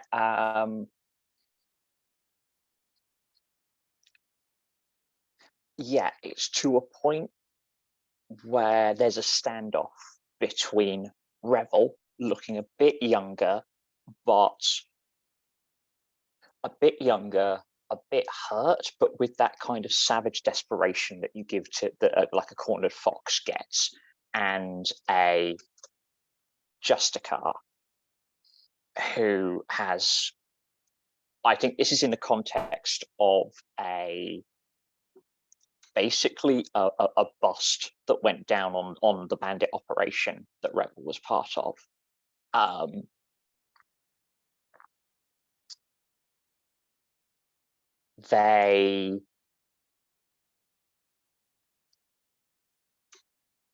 And both of them are a bit scuffed, both of them are a bit tired, they're away from the main fight, and there's a standoff, and Rebel's like, you don't have to, yeah, this can come to blows, and we can risk us both dying, or you can go back to the rest of your squad, and you just didn't see me. And the Justicar is going to agree to that. Is going to let that happen, but it'll be like, bounty's still on your head, Dust Devil. Very good. Esfahan, do you want to tell us about your horde? Yep. So Esfahan's horde is not in one place. She has little bits of it tucked away in so you know how you can hollow out a book to make a false storage kind of thing? So a couple of the books in the piles, she has the ones that are either complete trash or false knowledge or whatever, she has hollowed out to make these little compartments. And so her horde is just scattered throughout. I love it. Tell us about when your drive first became important to you. It was a little while after she had been banished from court. And well, she became a dancer because, well, it was her best option, but she had always been interested in the stars, and now that she had nothing else, she decided to go forth and study that, so she was on the track to becoming an astrologer. And in a combination of her absolute spite towards this court and her insane thirst for knowledge, she realized that the best thing she could do to stick it to them, all of them back there, was to join the swirling court. Except to do that, she had to prove herself both knowledgeable and rich. There was an entry fee. And so she decided that, well, I can learn things. I can go about and learn things as I get the gold I need. Fantastic, thank you. And is there anything else anybody wants to do, or any other little bits of narration before we wrap up Peerless Star? Revel, what was that? One is that, actually, you know what? No, I'm just spending 1 gold to heal because I've stashed 5. Okay. Sounds good. So I'm just spend 1 gold to heal. All right. And at the end, you can't have any gold left, so make sure you spend every bit of it. Yeah. Or stash it. Yeah. All right. And so that should take you, you're at 0 then, yes? Gold last. Fantastic. Yeah. Let's do stars and wishes. I'm constantly amused by that. I don't know why. Stars and wishes. Whoever wants to go first, take it away.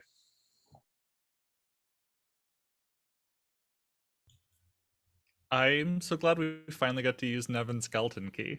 The star for the skeleton key coming in clutch. That was a big star. That was a big star for me too. It was like such a great use of like that item in that moment. It could not have like gone better. And it would probably save someone's life. So yeah, definitely. My star is to Esfahan for like really at the end. Kavya, I like the way you leaned into like being torn about like wanting to go further, which made sense for your character, and also being like, oh fuck, I'm gonna die. So I really liked that. I'll second that. That was a really cool moment, and it emphasized something. It emphasized Rebel actually caring about Esfahan, which I didn't think that they cared about anyone really until that moment. So that was quite nice as well. Yeah, definite star for that sudden hidden side of Rebel that we all saw, because yeah, I didn't expect that either. I thought it would be a, oh no, if you die here, who's gonna help me get more shit? But no, it was, you just can't die here. It was a surprisingly touching moment. I had another star and then I forgot. This is a recurring problem. I will circle. My star, another star, I really enjoyed the character arcs and developments. It was a little bit more for Esfahan and Revel because I had 3 full sessions with them. So in particular, we got like a really, really good, like a nice, like we got some interesting character arcs there through the whole 3 sessions. But even with Nevin and Osto, I thought we had a really, really strong sense of their bond. Like I really enjoyed that. Their bond felt very like, even when you were just like sort of killing monsters and having a good time, that bond like really came through. Like I love that scene of you describing how you both just like tore it in half, you know, like that just felt very brotherly. It was really good and I enjoyed it. And I hope we get to see more of those characters in the future as well. But yeah, but as a general matter, I love the sort of arcs with Esfahan and Revel, particularly for the whole series with Nigel and that whole thing with the sister. That was really great fun. And yeah, just kind of seeing the characters develop in these 3 sessions was really enjoyable. And I think that was emphasized. It was kind of like reaffirmed in the Hearthfire 2, which I really enjoyed as well. So yeah, just that was great. I remembered my star. It was for the fact that Nevin and Oster were such needed bits of comic relief here and there, like the shirt ripping, the Jeremy segment. It was beautiful. I do wish we could have explored that connection between Osto and Esfahan more, but yeah, that's why I don't really want to clear the condition, is that if there's any further stuff to come of this, I want to have chance to revisit that. Yeah, that was a wish for me too. Is to yeah, explore that more. That was a wish for me too, the Star Bowl thing. I want to see that come out at some point, you know, so I think it'd be great. Mm-hmm. I also I wanted to have a star for Alicia for like, I was kind of unsure if we were going to like start off like with a close brotherly bond and then like something was gonna, like some wedge was gonna come between us by the end of the story. Like I was open to that as a path, but as things just kept developing, it just ended up being like reinforcing like, no, Nevin and Osto are brothers, nothing will come in the way of this bond, at least not yet. And I don't know, I liked how that just kept reaffirming like, no, these two have a really close relationship and this is important to both of them for various reasons, and it was good. I liked it. Yeah, I like that too. I was also open to doing like a dark thing. This is trophy, right? So I was like, yeah, we're gonna come in, like it's gonna separate us. And so I'm glad that we had that. I also wish that we'd had more tension, but if we do like bring these characters back again in the future, I think that we've built a good base with which to like investigate some of those. Well, I think what's fun is that like we will have gotten invested in the characters in a certain way, and then whenever that thing that does split them up happens, it'll feel like it's like a little more earned, which I think will be really, really good fun. We only had 2 sessions with these characters, so I think where they're at right now is probably really good. Yeah. Speaking of, it's kind of a wish / housekeeping. I told Kavya this already, Jacob, but David and Alicia and I, we play every Wednesday that we're able to, and so as a general matter, we assume we're going to be playing on Wednesdays. And so I'm happy to continue this for a little bit. I think it's really fun. I'd like to keep doing it if everyone's open to it, if you're able to join. So Kavya, if you want to join us, you're welcome to. Jacob, if you're able to join us, you're welcome to. But I'll chime in with you all on Discord about that later. But I'm enjoying this. I'd like to see these characters a little bit more. So yeah. I will add on to that I would like to see. I'm really interested in this sudden, more for Revel's sake, this sudden connection with Espan, because I'm kind of playing him. Kind of playing them as basically gender neutral Lovejoy almost, but to have that connection with Esfahan is quite interesting, and Esfahan's story really interests me as well. The swirling court and the dancing, which is vaguely implied to be ritual assassination, was kind of the vibe I was getting. But that I really want to see that. Like, that's my condition for bringing Revel. On record, I never said that. Yeah, that's just my vibe. That's just. I would never. Esfahan would never. Would they not now? any other stars or wishes? I have a star. It's for David for being such a great scene partner. I think that like the reason that Nevin and Oso work so well together is just because like now David and I have played together for quite a while. But also I just want to star. Other people don't know this, but that I type them random things in the chat that are ridiculous, and then they are always on board for my redonkulous ideas. So I want to shout out good scene partners. I mean, I love playing characters like this that are like can absolutely go to the darker places. Like I was all ready for some of that stuff to develop, and it just never really felt right yet. But like I love the ones that can like sort of skirt the boundary. And I love leaning into ridiculous things because like ridiculous things can always go serious, but it's hard for serious things to go ridiculous. So I don't know. I think that stuff's always fun to play with. A wish for me, I'm really curious if we ever come back to the Temple of the Peerless Star, because there's clearly like plot threads still to happen here, right? I mean, like Revel has lots of interests. Esfahan has loads of interests, like, and reason for like going back there, right? You only saw about 60% of it. There's still a great big bunch of it to do. And you may not feel great about this, but like you didn't even get to like see the like really like lore heavy parts of it, right? Like we just got like a kind of skim of that. So I'll be curious to see if we ever come back here. I think in the future, I'm open to the group saying, I'd like to go do the Temple of the Peerless Star, return to it. And so we just return to it. That's, you still have to meet your burdens, but at least you have a better sense of, it. You have a better sense of like how to navigate it. And so it might be a little easier the second go around. If we pick up with these characters next week, I'm probably going to start a different incursion, but I will leave it available as a thing in the future that maybe we can go back to the Temple of the Peerless Star, because I would like for you all to experience the rest of it, because the rest of it goes into some really strange places. Esfahan and Revel got a little bit of the weirdness, but it's like but they got the like outside weirdness of the observatory. There's a lot of weirdness inside the temple as well. So, but yeah. Any other stars or wishes? Esfahan hopes to one day just steal somehow that gigantic realm-shifting astrolabe. Yes, yeah, exactly right. Yeah. Also, I'll point out, you can just pay to go up to the astrolabe.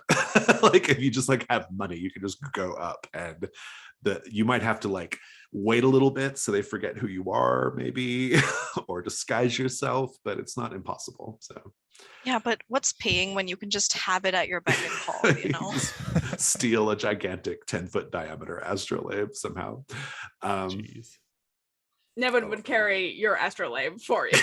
You're just like going down the tower like, this is ours now. That is one of my wishes, though. Also, if we continue, in addition to sort of seeing where my relationship with Osa goes, I feel like there was like a little something I was just picking up on at the end with Esfahan that I think was nice, that I think Nevin would like to investigate more and be friends. Definitely. Yes, that camaraderie was nice. especially at the end there, right? At the end when the two of you were the ones holding off the snake, not by fighting it, but like yelling and throwing things. But I love the idea that you threw the crowbar and it just probably like pinged off of the snake. Like, if it had been coming with its mouth open, I would have just thrown the crowbar into its mouth. But no, it was just fantastic. A brief star. I think everyone saved someone else at some point in the story. Like there was a lot of group cooperation that helped out a lot. I really enjoyed just how it was really like the whole series was pretty high action and high adventure, which I thought was really great. I love that, like that whole sequence in the crypts was really terrific. I mean, just the the danger, the snake occasionally doing drive-bys, the Revel's insane like jumping into the fray and just going crazy and defeating all the they're called Starborn in the incursion, not Jeremy's, but well, they're Jeremy's now, and I'm going to reiterate that I hope that you title this "Oops, All Jeremy." You get to name them however you wish. It is up to you. That is your part of the character keeper, not mine. I enjoyed that. The Starborn, there's a lot of like really interesting like stuff to know about them and kind of what their deal is if you had done the rest of the dungeon, but it's okay. Okay, any other stars and wishes? Okay, in that case, I'm gonna go ahead and stop the recording.